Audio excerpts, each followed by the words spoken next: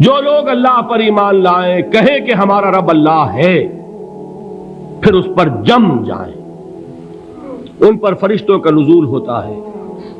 نہ کوئی غم کرو نہ خوف، خوشیاں مناؤ جنت کی جس کا تم سے وعدہ کیا گیا تھا۔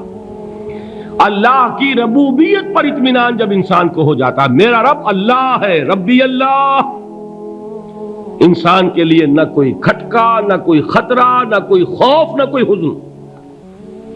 جو کچھ ہو رہا ہے کس کے اذن سے ہو رہا ہے؟ اللہ کے اذن سے۔ اللہ کے اذن کے بغیر پتہ تک نہیں ہلتا۔ یہ کوئی اندھا بہرا مادہ نہیں ہے جس سے مجھے کوئی خوف ہو۔ اندھا بھینسا چلا آ رہا ہو، اس سے تو ڈرنے کا ہر انسان کو ڈرنا چاہیے، نہ معلوم کس کو ٹکر مار دے۔ لیکن نہیں، اس کائنات کو چلانے والا ایک سمیع و بصیر خدا ہے، وہ جو میرا دوست ہے، میرا ولی ہے۔ اللہ ولی الذین آمنوا یخرجہم من الظلمات الی النور۔ اللہ اہل ایمان کا ولی ہے، ساتھی ہے، پشت پناہ ہے، مددگار ہے، حمایتی ہے۔ بتائیے جسے یقین ہو جائے کہ اللہ میرا مددگار، اللہ میرا محافظ، اللہ میرا پشت پناہ، اللہ میرا حمایتی، اس کے لیے کوئی خوف ہوگا؟ اس سے کوئی ڈر ہوگا؟ میں مثال دیا کرتا ہوں ایک بہت سادہ، پنجاب کے دیہات کی۔ تو بڑا چودھری ہے اور کوئی غریب کسان ہے۔ اس غریب کسان کے جانوروں کو ہر وقت اندیشہ ہوگا چوری کا، کوئی میری بھینس کھول کر نہ لے جائے، کوئی میرا بیل کھول کر نہ لے جائے۔ لیکن جس کے بارے میں یہ سب کو معلوم ہو کہ وہ جو بڑا چودھری ہے وہ اس کا دوست ہے، اس کی بچیا کو کوئی خوف ہوگا؟ اس کی بھینس پر کوئی ہاتھ ڈالے گا؟ اسے کوئی اندیشہ ہوگا؟ نہیں۔ کیوں؟ کہ وہ بڑا چودھری، بڑا اس کا یہاں کا سردار، جاگیردار، سب کو معلوم ہے وہ میرا دوست ہے، کوئی میرے خلاف اقدام نہیں کر سکتا۔ اس دنیا میں یہ چھوٹی سی بات اگر آپ کے دلی اطمینان اور سکون کا باعث بن سکتی ہے تو ذرا تصور کیجئے۔ میں لفظ تصور استعمال کروں گا صرف اس لیے کہ اس کا ہم جس کو کہتے ہیں ادراک اور شعور کر نہیں سکتے، اگر کے ساتھ کر سکتے۔ اگر یقین ہو کہ اللہ میرا مددگار اور یقین ہو کہ اللہ ہر آن میرے ساتھ ہے، پھر کوئی خوف، کس کا خوف؟ کوئی شے اللہ سے بالاتر ہے؟ کوئی قوت اس سے زیادہ طاقتور ہے؟ کوئی اس کے ارادے کو بدلنے والا ہے؟ کوئی اس کی مشیت کے آڑے آنے والا ہے؟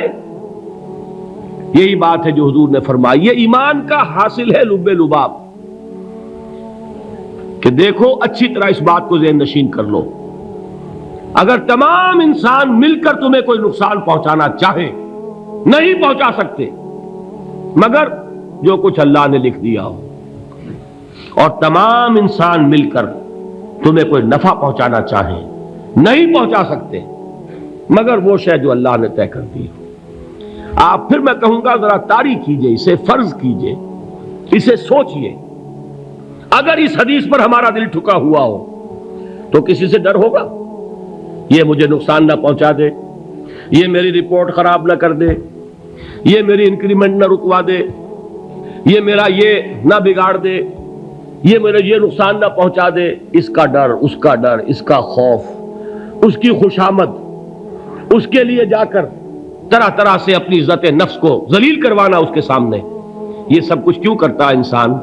جب سمجھتا ہے کہ اس کے ہاتھ میں میرا کوئی نفع ہے، اس کے ہاتھ میں میرے لیے کوئی ضرر ہے، یہ مجھے کوئی گزن پہنچا سکتا ہے، یہ مجھے کوئی نقصان پہنچا سکتا ہے، یہ میرا کوئی کام بنا سکتا ہے، یہ میری کوئی ضرورت پوری کر سکتا ہے، اسی کا نام شرک ہے۔ جہاں آپ نے یہ سمجھا کہ غیر اللہ کے اندر کوئی طاقت موجود ہے، وہی شرک ہے۔ بتوں سے تجھ کو امیدیں، خدا سے نومیدی، مجھے بتا تو صحیح اور کافری کیا ہے؟ شرک تو یہ ہے۔ جس پر بھی تمہیں یہ خیال ہے، کلمہ ہے یہ کلمہ سوم، لا حول ولا قوت الا باللہ، ذرا اس پر دل کو کبھی اگر آپ تصور کریں، پھر فرض کریں، دل ٹھک جائے اس پر، کوئی طاقت نہیں۔ یہی بات تھی جو شیخ عبد القادر جیلانی رحمۃ اللہ علیہ نے اپنی وصیت میں اپنے بچے سے کہی. 11ویں دینے والے ہیں، لیکن حضرت شیخ عبد القادر جیلانی کی وصیت اور تعلیمات کو کتنے لوگ ہیں کہ جانتے ہو؟ یہ جن مقامات تک پہنچے ہیں وہ کس چیز کی بدولت پہنچے؟ انہوں نے جو پیغام دیا وہ کیا تھا؟ اے میرے بچے، جس طریقے سے قرآن مجید میں حضرت لقمان کی نصیحتیں جو ہے نقل کر دی گئی ہیں، میں یہ عرض کروں گا بالفرض اگر قرآن حضرت عبد القادر جیلانی کے بعد نازل ہوا ہوتا تو شیخ عبد القادر کی یہ نصیحتیں بھی قرآن میں درج ہوتی. اتنی اونچی نصیحتیں ہیں. اے میرے بچے، اس حقیقت کو ذہن نشین کر لے، لا فاعل فی الحقیقت ولا مؤثر الا اللہ. اس کائنات میں نہ کوئی فاعل حقیقی ہے نہ مؤثر حقیقی ہے سوائے اللہ کے. کسی شے میں کوئی تاثیر نہیں اگر اللہ نہ چاہے. آگ جلا نہیں سکتی اگر اللہ نہ چاہے. پانی ڈبو نہیں سکتا اگر اللہ نہ چاہے. زہر ہلاک نہیں کر سکتا اگر اللہ نہ چاہے. کوئی چیز فائدہ نہیں پہنچا سکتی اگر اللہ نہ چاہے. تو در در پہ کیوں سر جھکاتے ہو؟ در در پر کیوں جبیں سائی کرتے ہو؟ سب کے سامنے کیوں ہاتھ پھیلاتے ہو؟ ایک اللہ سے مانگو. ایک اللہ کے سامنے زمین پر اپنی جبین رکھو.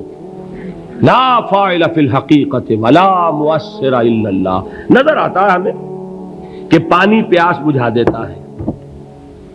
پیاس بجھانے کی صلاحیت پانی میں نہیں ہے، اللہ کے اذن سے. کھانا بھوک مٹا دیتا ہے. بھوک مٹانے کی صلاحیت کھانے میں نہیں ہے، اذن رب میں ہے. دیکھیے یہی یقین تھا. حضرت موسیٰ علیہ السلام کا واقعہ یاد کیجئے. سامنے سمندر آ گیا ہے، قوم دیکھتی ہے پیچھے کہ گرد و غبار کا طوفان ہے. معلوم ہوا کہ فرعون اپنے لشکر سمیت آ گیا ہے. لشکر جب چلتا تھا تیز رفتاری کے ساتھ تو گرد و غبار کا جو طوفان اٹھتا تھا اس کا تصور کیجیے. اور لمحہ بلمحہ وہ قریب آ رہا ہے. پوری قوم نے کیا کہا؟ اے موسیٰ انا لمدرکون. اے موسیٰ ہم کو پکڑے گئے. قرآن مجید نے تو یہاں وہ باتیں نہیں لکھی ہیں، لیکن تورات میں یہ درج ہے کہ بنی اسرائیل جھگڑنے لگے، دست و گریبان ہو گئے موسیٰ کے ساتھ. موسیٰ ہمیں یہاں مروایا لا کر، اس سے تو ہم ہی بہتر تھے. وہاں کھانے کو ملتا تھا، زندگی تو تھی، بیگار ہم کر رہے تھے، موت تو نہیں تھی. اب جو کچھ ہوگا اس کا تصور کرو، جس طریقے سے ہمارے ٹکڑے اڑائے جائیں گے. تو لڑ رہے ہیں حضرت موسیٰ علیہ السلام سے. یہ تورات کی تفصیل ہے. قرآن میں صرف اتنا آیا ہے، پریشان ہو کر انہوں نے کہا انا لمدرکون. موسیٰ ہم تو پکڑے گئے. اس وقت موسیٰ کا جواب کیا ہے؟ کلا ان معی ربی سیہدین. نہیں، میرے ساتھ میرا رب ہے، وہ راستہ دے گا. بتائیے کہاں راستہ نظر آ رہا ہے؟ یہ ہے ایمان بالغیب. راستہ نظر نہ آئے تب اللہ پر یقین ایمان ہے. جیب میں پیسے ہوں اور تب دل کو اطمینان ہے تو ایمان کس پر ہوا؟ پیسے پر، اللہ پر نہیں. جب وسائل و ذرائع نہ ہو اور پھر یقین ہو کہ اللہ مسبب الاسباب ہے، وہ اسباب کا پابند نہیں ہے، وہ اسباب کا محتاج نہیں ہے، اسباب اس کے محتاج ہیں. اگر یہ یقین ہے تو اللہ پر ایمان ہے. یہ نہیں ہے تو تمہارا ایمان اسباب پر ہے، وسائل پر ہے، ذرائع پر ہے، مادیات پر ہے، اللہ پر نہیں. اس وقت کہاں راستہ تھا؟ کوئی راستہ تھا؟ سمندر ہے اور ادھر سے لشکر آ گیا ہے. کلا ان معی ربی سیہدین. اب دیکھیے ایمان کہہ دینا آسان ہے، ہوا معکم اینما کنتم. جہاں کہیں بھی تم ہوتے ہو اللہ تمہارے ساتھ ہوتا ہے.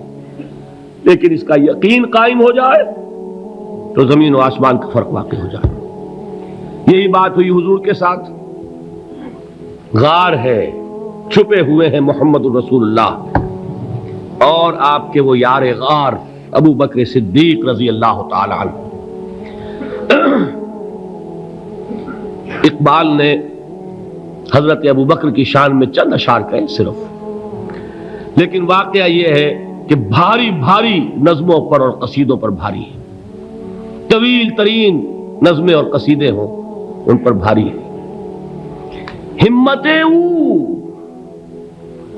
ابو بکر کی ہمت جو ہے کشت ملت را چو ابر، جیسے بارش سے کھیتی اپجتی ہے، ابو بکر کی ہمت اور عزیمت اس امت کو اسی طرح سینچنے والی ہے۔ ثانیے اسلام و غار و بدر و قبر، وہ دوسرے تھے اسلام میں، دوسرے پہلے کون تھے؟ انا اول المومنین، حضور فرماتے ہیں سب سے پہلا ایمان لانے والا میں، دوسرے ابو بکر۔ ویسے ہمارے ہاں یہ چلتا ہے اختلاف، حضرت علی پہلے ہیں کہ حضرت ابو بکر پہلے ہیں، لیکن اس میں بڑی خوبصورت تطبیق قائم کی ہے علماء نے، اور بہت صحیح ہے۔ چار کے بارے میں فیصلہ ہی مت کرو کہ کون پہلے ہے، ان کی ایک عجیب تقسیم کر دی ہے۔ آزاد مردوں میں، بالغ مردوں میں سب سے پہلے ابو بکر، بچوں میں سب سے پہلے علی، خواتین میں سب سے پہلے خدیجہ، اور غلاموں میں سب سے پہلے زید ابن حارثہ۔ بڑی پیاری تقسیم ہے، یہ چاروں ہی پہلے ہیں، ہر ایک کے لیے اولیت ہے۔ اور واقعہ یہ ہے کہ اگر زمانی اعتبار سے تعین ہوگا تو پہلے خدیجۃ الکبریٰ آئیں گی رضی اللہ تعالی عنہ، کسی اور سے بات کرنے کی نوبت بعد میں آ سکتی ہے، پہلے تو اہلیہ محترمہ سے بات ہوئی ہے، آتے ہی پہلی وحی ہوئی ہے، ابھی تبلیغ کا حکم نہیں تھا۔ کس کو بتایا واقعہ؟ ابھی اپنی نبوت کی تبلیغ کا تو حکم ہی نہیں آیا، واقعہ کس کا ہے؟ وہ خدیجہ کا ہے۔ جب کہا ہے کہ خشیت علی نفسی، مجھے اپنی جان کا اندیشہ ہے، تو کیا جواب دیا خدیجہ نے رضی اللہ تعالی عنہا؟ وہ صدیقۃ الکبریٰ ہے، صدیقات جو ہے خواتین ان میں چوٹی پر خدیجۃ الکبریٰ ہے رضی اللہ تعالی عنہا، اور صدیق جو مرد ہیں ان میں صدیق اکبر ہے ابو بکر صدیق رضی اللہ تعالی عنہ، لیکن صدیقات میں چوٹی پر۔ جب حضور نے فرمایا خشیت علی نفسی، کیا فرمایا؟ کیا عرض کیا؟ کیسے تسلی دی؟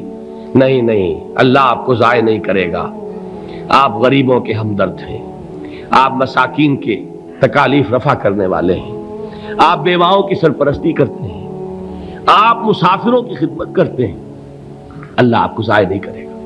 یہ یقین ہے اس خاتون کے اندر۔ خیر وہ ایک علیحدہ بات ہو جائے گی۔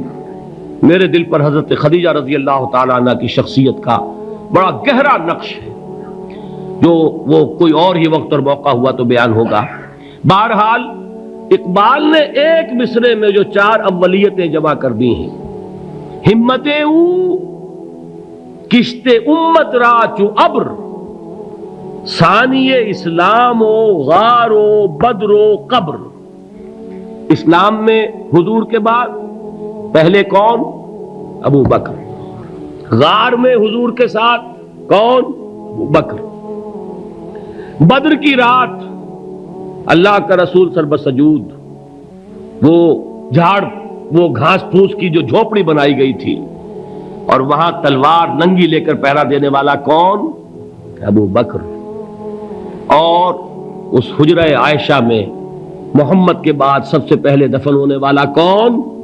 ابو بکر رضی اللہ تعالی عنہ صلی اللہ علیہ وسلم۔ وہ جو معاملہ میں سنا رہا تھا غار ثور کا، حضرت ابو بکر بھی حضور کے خیال سے لرز گئے ہیں۔ آپ کو یاد ہوگا کہ جا کر پہلے تمام جتنے سوراخ تھے انہیں بند کیا ہے، ایک سوراخ رہ گیا تھا جس کو بند کرنے کے لیے کوئی کپڑا نہیں تھا، وہاں اپنی ایڑی رکھی ہے، تب کہا ہے حضور سے تشریف لائیے، اور اپنے زانو پر حضور کو لٹایا ہے، اور وہاں کسی موذی جانور نے کاٹا ہے، حضور کی آنکھ لگ گئی تھی اس وقت، اس بل کے اندر جو بھی بچھو ہے کیا ہے واللہ عالم، اس نے کاٹا ہے۔ اس کی تکلیف کی وجہ سے ابو بکر کی آنکھوں سے آنسو ٹپک گئے، حضور کے چہرے مبارک پر پڑے ہیں، تو حضور جاگے ہیں، معاملہ کیا ہے؟ ایڑی نہیں ہٹائی وہاں سے، مبادا وہ جانور وہاں سے نکل کر محمد الرسول اللہ کو کوئی گزن پہنچا دے، ابو بکر کی ایڑی ہے، جس طرح چاہے کھا لے، ختم کر دے، جان نکل جائے تب کوئی آنچ آئے محمد پر تو آئے، لیکن جیتے جی نہیں۔ وہ ہے ابو بکر حضور کے خیال سے۔ اس وقت حضور نے پھر اپنا لعاب دہن لگایا ہے، اور اس سے پھر آپ کی تکلیف ختم ہوئی۔ جیسے خیبر میں حضرت علی کی آنکھ دکھ رہی تھی، اس کو جو شفا حاصل ہوئی ہے وہ بھی حضور کے لعاب دہن سے ہوئی۔ تو بہرحال اس وقت انہوں نے کہا ہے کہ اے نبی یا رسول اللہ، اگر اس وقت ان میں سے کسی نے غیر ارادی طور پر بھی اپنے قدموں کی طرف جھانک لیا تو پکڑے جائیں گے۔ کیا جواب تھا اللہ کے رسول کا؟ لا تحزن ان اللہ معنا، اللہ ہمارے ساتھ ہے، کیوں گھبراتے ہو ابو بکر؟ یہ ہے ایمان باللہ، میرا مالک اللہ، میرا رازق اللہ، میرا محافظ اللہ، میرا مددگار اللہ، میرا پشت پناہ اللہ، میرا دوست اللہ۔ یہ دوستی ہے اللہ کی جو لب لباب ہے، حاصل ہے ایمان کا، اسی کا نام ولایت ہے۔ اولیاء اللہ کے سروں پر سینگ نہیں ہوتے، جس کے دل میں ایمان راسخ ہو چکا ہو وہی اللہ کا ولی ہے، جسے اللہ پر یقین ہو چکا ہے وہی اللہ کا ولی ہے، جسے یقین ہے اللہ میرے ساتھ ہے، میرا مددگار، میرا پشت پناہ، میرا ساتھی، میرا دوست، میرا محبوب، میرا محب۔ اللہ اہل ایمان سے محبت کرتا ہے، واللہ یحب الصادقین، ان اللہ یحب الذین یقاتلون فی سبیلہ صفا کانہم بنیان مرصوص۔ اللہ محبت کرنے والا، اہل ایمان محبوب، اور اہل ایمان محبت کرنے والے اللہ محبوب۔ والذین آمنوا اشد حبا للہ،